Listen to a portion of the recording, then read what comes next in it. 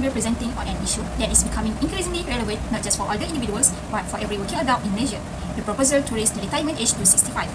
This proposal is not just a numbers game, it represents a broader shift in how we think about aging, productivity and financial security in our later years. It is based on the concept of active aging, which encourages older adults to remain physically, socially and economically active as long as possible. Let's begin by discussing why this proposal is significant. First, life expectancy has increased. Malaysians today are living longer and healthier life compared to a few decades ago. This means more people in their 60s are still active, capable and willing to contribute to the workforce. Secondly, early retirement may no longer be financially sustainable for many individuals. We are facing higher living costs, medical expenses and longer retirement periods. If someone retires at 55 and live until 85, that is 30 years of living without a paycheck, without enough saving that could lead to dependence on family or government assistance. Thirdly, raising the retirement age allows older individuals to remain economically productive. This benefits not just to the individuals themselves, but also the country as a whole. Retaining experienced workers help maintain productivity levels and reduce the burden on pension system. And lastly, it gives individuals more time to build a stronger financial foundation before retiring. More years of income means more saving, better financial planning, and ideally a more comfortable retirement. So how does this affect retirement planning? Let's look at a few key implications. First, we need to acknowledge that this change means a longer planning horizon. People will need to raise their retirement goals and perhaps delay some financial targets. For example, someone who previously planned to retire at 60 might now plan for 65 or even later. Second, there is a need to adjust saving strategies. With additional working years, individuals can either save more or reduce the amount they need to withdraw in retirement. This can significantly improve long-term financial stability, especially with compound interest working in their favor. Third, this shift will require policy adjustments at the national level. Pension system like EPF may need to extend contribution periods. Healthcare and employment laws will need to be more inclusive of older workers. This means offering age-friendly workplace, retraining opportunities, and healthcare support for an aging workforce. Lastly, we can't forget the human aspect, which is work-life balance. Extending careers must also consider how it affects an individual's health, personal goals, and quality of life. We need to ask, are people staying in the workforce because they want to, or because they have to? To wrap up, raising the retirement age to 65 is not just a policy suggestion, it is a necessary adaptation to the changing realities of our population and economy. While it poses challenges, especially for those in physically demanding jobs or with limited savings, it also opens up opportunities for more secure and empowered aging. It calls for a joint effort from individuals, employers, and policymakers to create a system where older adults are valued, supported, and given the chance to continue contributing meaningfully if they choose to. As future professionals, economists, or policymakers, it is crucial that we understand the depth of this issue and think proactively about how to support a more sustainable and inclusive approach to retirement. Today, I want to highlight an important issue, the retirement savings gap for women in Malaysia. Many women retire with significantly less saving than men. Why? Because they often take break, earn lower wages, and live longer. According to recent data, Malaysian women save 30% less than men and have enough retirement fund to last only 10 years, but they are expected to live 20 years after retiring. That's a 13-year financial gap, leaving many women at risk of poverty in old age. This isn't just a personal issue. It reflects systemic inequality in our retirement system. It affects women's economic independence and dignity and weakens our national financial resilience as more women approach retirement without enough saving. So, what can be done? First, we need gender-responsive retirement education, financial literacy program that address women's unique life paths. Second, policies like spousal top-ups or caregiver credits can help support women who have taken time off to care for others. Third, we must promote flexible jobs and reskilling opportunity, especially for older women returning to the workforce. And finally, we need collaboration between government, employers, and financial institutions to design inclusive retirement solutions. Closing the retirement savings gap for women isn't just about money. It's about fairness, security, and dignity. Let's take action now to ensure no woman is left behind in her golden years. I would like to share the highlights of our project on retirement planning, a topic that is often overlooked but increasingly important in today's financial climate. Our project was designed to raise awareness and enhance knowledge about the importance of retirement planning, especially among the younger generation who often prioritize short-term financial needs over long-term security. Let's start with an overview of our project. The project centers on the urgency and relevance of retirement planning. We focus on several key issues such as the rising cost of living, which puts pressure on future financial resources, inadequate savings among employees, which may lead to financial hardship during retirement, and a general lack of financial literacy, particularly when it's come to planning for later life. These problems can have a serious impact if left unaddressed, not just on individuals, but also on families and society as a whole. Our main objective were threefold. The first one is to increase awareness and knowledge about retirement planning strategies, including savings, investment, and long-term goal setting. The second one is to encourage early financial planning, starting from young adulthood. The third one is to promote prudent savings habits, especially among individuals who tend to neglect long-term financial priorities. Through various activities such as group work, case studies, and discussion, we created opportunities for participants to apply what they learned in a particular context. From this project, we discovered some important insights. One major realization was that retirement planning often takes a backseat, especially among young people. Why? There are several reasons, including lack of awareness, more immediate financial concern like debt or expenses, and the assumption that retirement is too far away to think about now. However, one of the most valuable lessons we learned is this: starting early is the key to long-term financial comfort. The earlier someone begins to plan, save and invest for retirement, the more secure and stable their future will be. So hi and Assalamualaikum. I will explain about the third issue which is worrying me. The third issue is about the high household debt to income ratio in Malaysia. So basically, DTI or debt to income measures the total household debt compared to the total household income, which means high ratio, high debts. So basically, by the end of 2024, Malaysia's household debt reached 1.63 trillion, which around 84% of the country's GDP, making it one of the highest household debt levels in the region. So people are worried. So why it is so high? Basically, the first reason is because most people have a high loans and credit for their daily expenses. Second, maybe people have a low gross income but living in a high cost. The last one is about the lack of financial literacy.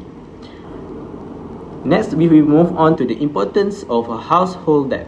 High level of debt reduce the amount of cash available for retirement savings for a future. It also limits the enjoyment of a safe and a comfortable retirement. The last one is about the planning for healthcare costs, which we did not know for the future. So, they have two statistics that I would like to talk about. First, in 2021, Malaysia was ranked first in the world to have the highest household debt to income ratio. Second, Malaysian household debt accounted for 84.2% of the country's nominal GDP in December 2023, compared with the ratio of 80.9% in the previous year, which significantly increased in Malaysian's country. Assalamualaikum, and I will present the fourth issue, which is EPF early withdrawal. Back in 2020, when COVID-19 hit, the nationwide lockdown caused a lot of financial problems for Malaysians. Our government wished to support us by allowing for withdrawal of our lock-up money in EPF, not once, not twice, but 4 times in a total. And as a result, 8.1 million Malaysians withdrawal a total of 145 billion ringgit from their EPF accounts, with a researcher calling it the worst policy ever the country has announced and implemented since independence. Even in early 2021, just halfway through the second withdrawal, 30% of EPF members had almost wiped out their account one savings that is usually locked up until 55 years old, with lower income groups that withdraw the most amount of money. And because of that, a number of members who had less than 10,000 ringgit from 37% in 2020 to 48% in 2023, and now is standing 52% as of 2024. Even worse, about 3.2 million members have less than 1,000 ringgit in savings. That's not just a low, it's a critical. Imagine trying to retire with 1,000 ringgit. How long would that last you? And here is another point. According to survey by Ringgit Plus, 66% of Malaysians aged 21 and above would still consider withdrawing more EPF savings if the government allows it. And that just shows how Malaysians are not financially stable. These numbers are not just a statistic, they are a wake-up call for all of us to take retirement planning seriously, to manage our spending wisely, and to start saving consistently, no matter how small. So now, the last issue for retirement planning is inflation and purchasing power. So inflation refers to the general increase in the prices of goods and services over time. As prices go up, the value of money falls, which means consumers can buy less with the same amount of money. This is what we call a loss in purchasing power. It also has a broader impact on the economy because reduced purchasing power affects consumer spending and investment decisions. Why does this matter for retirement? There are three main reasons. One of it was insufficient fixed income sources. This means retirees who depend on savings or pension funds like Social Security will find it harder to afford daily necessities as the years go by. Second is reduce the real value of savings or retirement savings.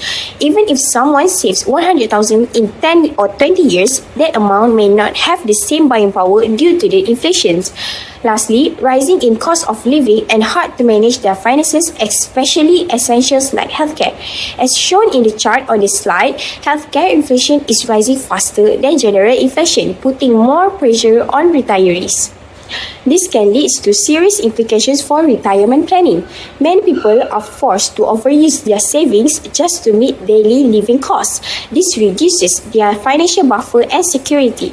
They also end up sacrificing their quality of life by cutting back on non-essential items just to make ends meet. Some even become dependent on family members or are forced to take loans, sometimes from unverified sources, which will lead to the increasing in debt. What can we do about it? There are four possible solutions, which is invest in inflation-resistant assets like stocks or REITs. These have the potential to grow in value over time and keep up with inflation. Second one is use realistic inflation assumptions in retirement planning.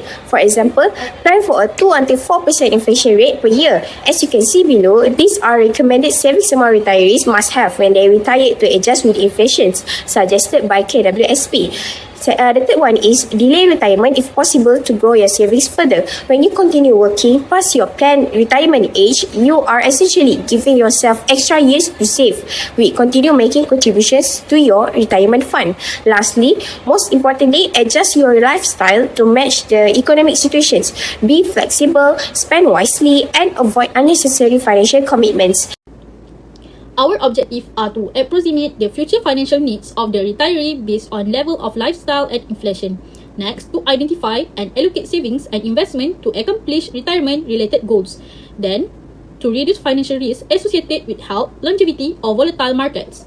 Lastly, to protect one's long-term financial independence and limits reliance on others. The outcome are an obvious end goal for retirement savings and a monthly contribution plan. After that, a diversified portfolio to help meet income needs throughout your retirement.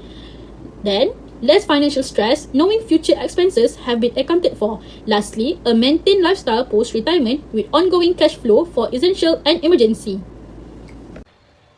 Okay, so here's a quick overview of our project timeline. So we started on April 25 with a briefing from Dr. Akila where we received instructions and understood the task. Then on May 35, we held a group discussion to divide tasks and choose our own issue. After that, we moved to the draft writing stage where each member completed their part and combined it into a slide. We also checked for grammar, formats, and sources. Finally, by June 25, we completed our final report, recorded a video presentation, and submit everything through the required platform. Now, I'd like to share some of the key reflections and lessons that we have learned from our retirement planning project. First, we understand the importance of retirement planning. Without planning, we might face the financial problems after we start working. Retirement planning also helps us feel more secure and give a peace of mind because we know we are prepared for the future. Second, personal growth and the future plans. This project encourages us to focus on our long-term goals. It made us think more about our spending habits and how we manage our lifestyle. We realized that planning early can help us enjoy life later without worry about money. Third, keeping a discipline and consistency. Saving once in a while is not enough. We learned that regular and consistent contribution, even if small, are more effective than a saving a last minute. It's all about building strong financial habits over time. Lastly, awareness of financial tools and strategies. Before this, we did not know much about retirement saving options. Now we understand that there are different tools like EPF, PRS, and even private investment plans.